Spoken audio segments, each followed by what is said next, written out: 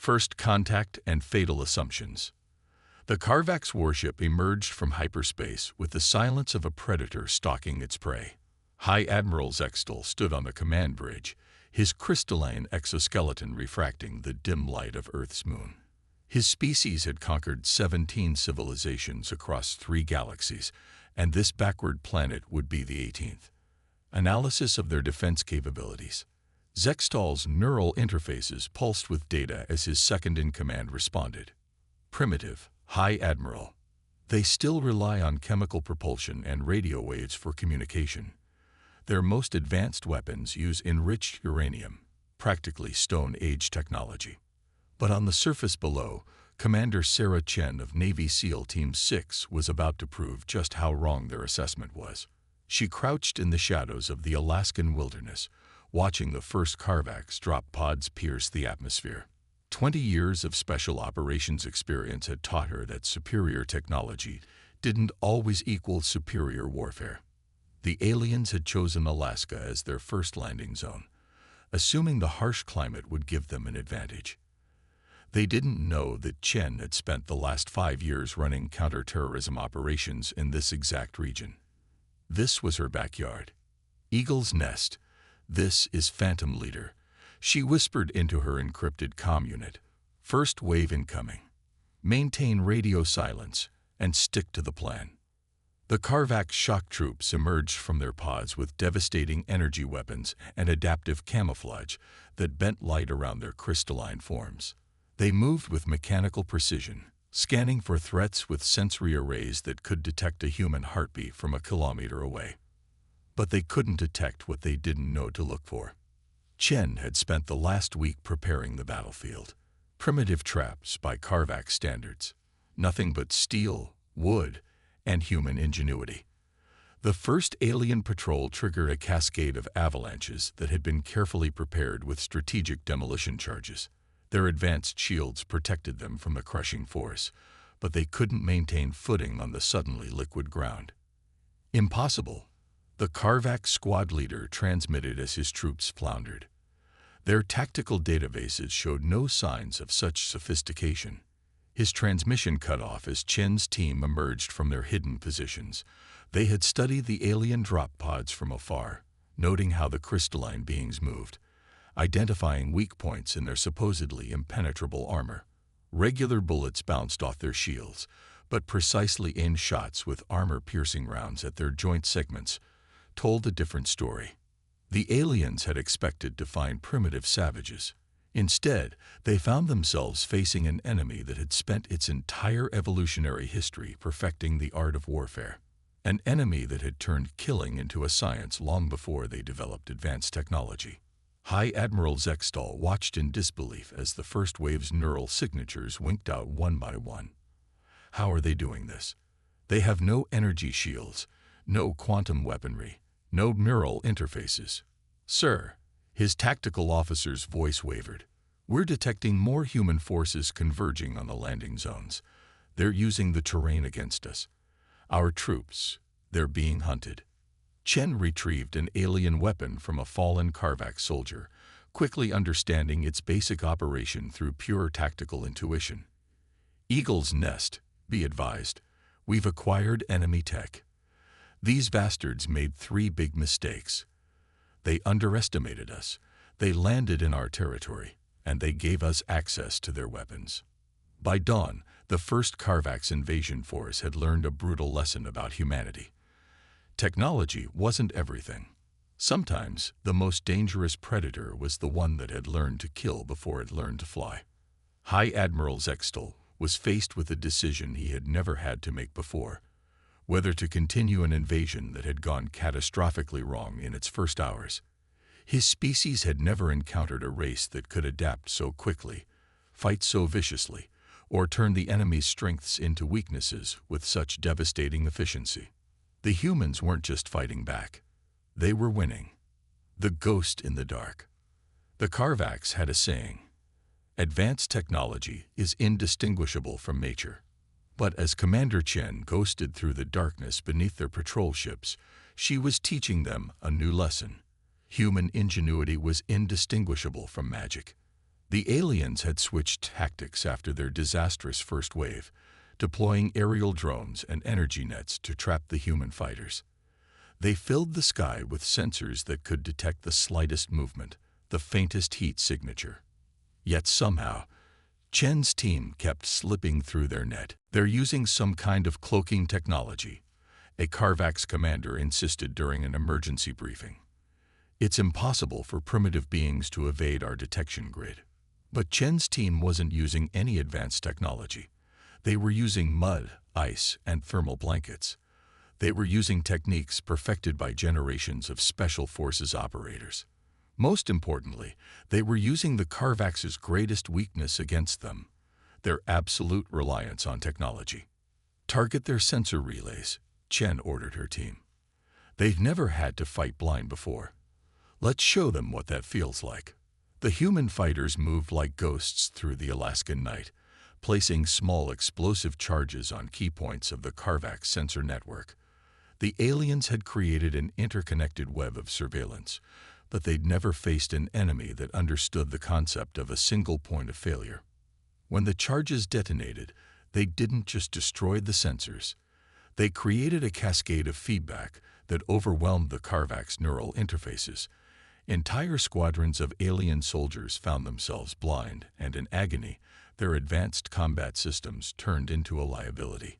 High Admiral Zextal watched in growing horror as more reports flooded in. The humans weren't just surviving. They were systematically dismantling the most advanced military force in 3 galaxies. Without firing a shot, they had turned the Carvax's greatest strengths into weaknesses. "How?" he demanded. "How are they doing this?" The answer came from an unexpected source, a junior analyst who had been studying human history. "Sir, they'd been fighting wars since before they discovered fire. Every advancement in their history has been driven by conflict. They don't think like us. They don't see technology as an advantage, but as a tool. And they've spent millennia learning how to break tools." Chen's team struck again that night, this time targeting the Carvax command and control centers. They didn't try to destroy them. Instead, they introduced subtle errors into the targeting systems, turned friend or foe identifiers against each other, created chaos in the perfectly ordered alien battle network. "Sir," Chen reported back to headquarters, "we've confirmed something interesting. These aliens have never had to fight without their technology.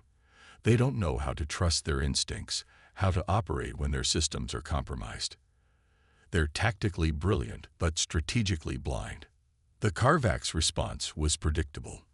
They deployed more technology, more sensors, more automated systems, but with each new deployment, they only created more vulnerabilities for Chen's team to exploit. "You don't understand," a captured Carvax officer told his interrogators. "We evolved beyond the need for primitive combat. Our neural interfaces handle everything: targeting, threat assessment, tactical analysis. We haven't had to think about fighting for generations." That was exactly what Chen had been counting on. While the aliens were trying to recalibrate their sensors to detect human warriors, she was already implementing the next phase of her plan. The Carvax were about to learn another harsh lesson about humanity. Sometimes the most effective weapon isn't the most advanced one. Tables turned. The turning point came 3 weeks into the invasion, when Chen's team successfully captured an intact Carvax command ship. The aliens had assumed their neural interfaces and quantum encryption made their vessels impregnable. They hadn't counted on humans simply cutting power to the security systems and boarding with night vision goggles and breach charges. "Begin reverse engineering immediately," Chen ordered as engineers swarmed over the captured ship. "I want to know everything about their technology, strengths, weaknesses, and especially their dependencies." What they found changed the course of the war. The Carvax weren't just reliant on their technology. They were completely integrated with it. Their neural interfaces weren't just tools. They were a fundamental part of their military doctrine. "Look at this," Dr. Sarah Rodriguez, the lead engineer, pointed to a holographic display. "Their entire combat system is based on perfect information sharing. Every soldier is connected to every other soldier. They fight as a single networked entity. Chen saw the opportunity immediately. So if we disrupt that network, they don't just lose communications, Rodriguez finished. They lose their ability to fight effectively. They've never developed individual combat skills because they've never needed them. The next phase of humanity's resistance began. Using captured Carvax technology, human forces began deploying sophisticated jamming systems. But these weren't designed to simply block communications. They were designed to corrupt the neural network itself. High Admiral Zextal watched in horror as his forces began to crumble. Entire battalions of elite troops were rendered combat ineffective, not by superior firepower, but by the simple inability to coordinate their actions. The humans had turned the Carvax's greatest strength into their greatest vulnerability. They're not just adapting to our technology, Zextal realized. They're weaponizing it against us. Chen's teams began deploying modified versions of Carvax weapons, but not in the way the aliens expected.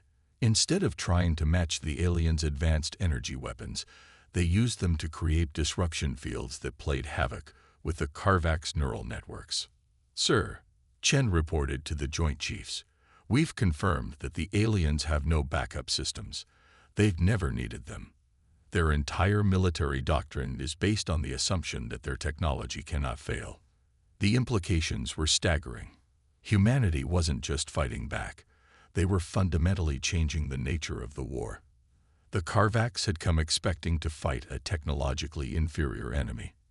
Instead, they found themselves facing an enemy that understood something they had forgotten generations ago. The fundamental principles of warfare transcend technology. The breaking point. The decisive battle came in the mountains of Alaska, where it had all begun. But this time, it wasn't just Chen's small team against alien shock troops. This was humanity showing the galaxy what they were truly capable of. All units, execute Operation Darkfall, Chen commanded. Across the battlefield, human forces deployed their hybrid weapons, a combination of captured Carvax technology and traditional human military doctrine. The aliens never saw it coming. Their sensors, designed to detect energy weapons and advanced technology, were blind to the simple solutions humans had devised. EMP charges, modified to affect Carvax neural interfaces without damaging human equipment. Smoke screens that absorbed their scanning beams. Simple radio communications that couldn't be hacked because they weren't part of the quantum network. High Admiral Zextal watched in disbelief as his supposedly invincible armada was systematically dismantled by what his species had dismissed as primitives. How? He demanded. How are they defeating our most advanced weapons with primitive tools? The answer came from his tactical officer, who had been studying human military history. Sir, they're not trying to match our technology. They're bypassing it entirely. They're fighting the way their ancestors did, with strategy, adaptation, and an understanding of fundamental combat principles we've forgotten. Chen's forces struck from multiple directions, using the terrain and weather to their advantage. Where the Carvax deployed energy shields, the humans used gravity and momentum. Where the aliens relied on perfect information, the humans embraced chaos and uncertainty.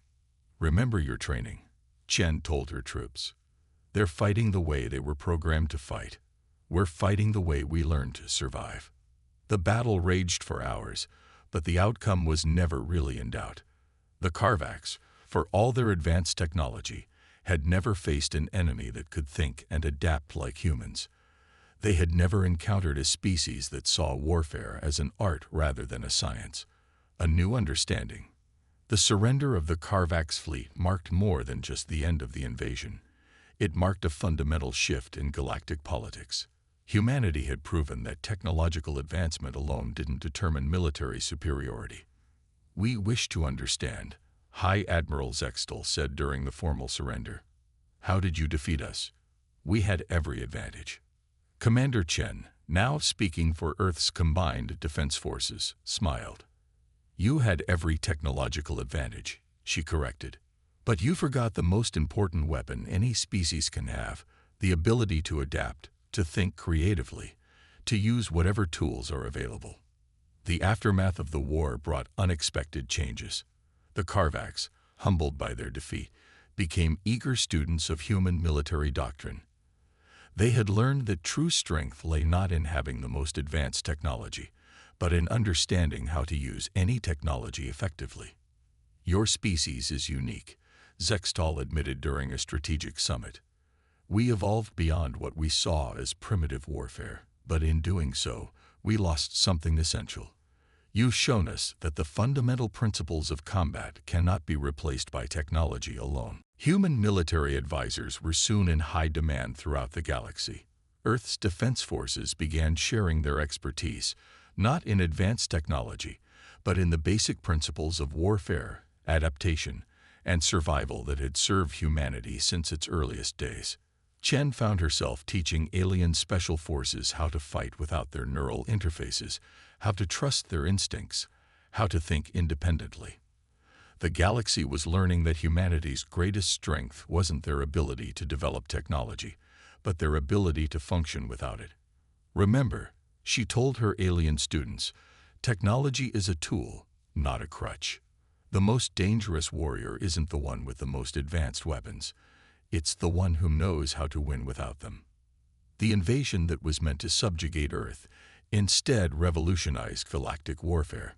Humanity had proven that true military superiority came not from having the most advanced technology, but from understanding the timeless principles of combat and adaptation. In the end, the Carvacs had tried to conquer what they saw as a primitive species. Instead, they found themselves learning from the masters of warfare, a species that had never forgotten that the most powerful weapon in any arsenal was the mind of a warrior. The galaxy would never be the same.